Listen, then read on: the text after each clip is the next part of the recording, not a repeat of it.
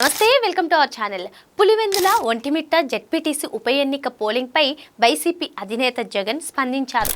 ఈ ఎన్నికలు స్వేచ్ఛగా జరిగాయి అని ఎవరైనా అనగలుగుతారని అడుగుతాం. ఈ మేరకు ఆయన పోలింగ్ ముగిసిన వెంటనే ఓ సుదీర్ఘ ట్వీట్ చేశారు. పులివెందులలో ఓటమిపై ముందుగానే ఓ క్లారిటీకి వచ్చినట్లు ట్వీట్లో స్పష్టమవుతుంది.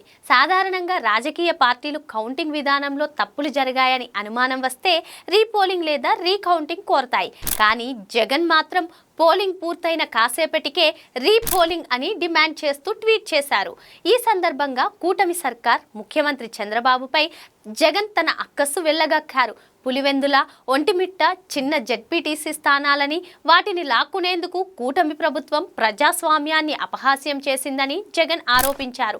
అంతా రిగ్గింగ్ జరిగిందని, బయట ఊళ్ళ నుంచి వచ్చిన వారు స్లిప్పులు లాక్కుని ఓట్లు వేయించుకున్నారని జగన్ ఆరోపించారు.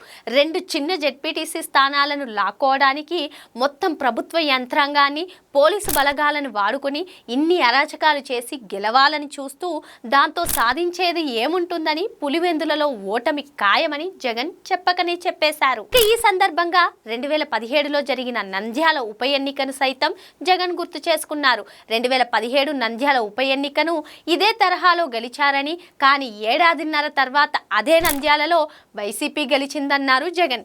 ఇక ఇప్పుడు కూడా అదే సీన్ రిపీట్ అవుతుందని తనకు తాను సర్ది చెప్పుకునే ప్రయత్నం చేశారు జగన్. మొత్తంగా 2-3 పేజీలకు మించి సుదీర్ఘమైన ట్వీట్ చేశారు జగన్మోహన్ రెడ్డి. పులివెందుల జెడ్పీటీసీ ఉప ఎన్నికల్లో టీడీపీ అభ్యర్థి లతారెడ్డి గెలుపొందే అవకాశాలు ఉన్నాయని జోరుగా ప్రచారం జరుగుతోంది. పులివెందుల టీడీపీ జెండా ఎగిరితే వైసీపీకి భారీ షాక్ అని చెప్పాలి. ఓ రకంగా రాష్ట్ర వ్యాప్తంగా ఆ పార్టీ నేతలు, కార్యకర్తల ఆత్మస్థైర్యం దెబ్బతినే అవకాశాలు కనిపిస్తున్నాయి.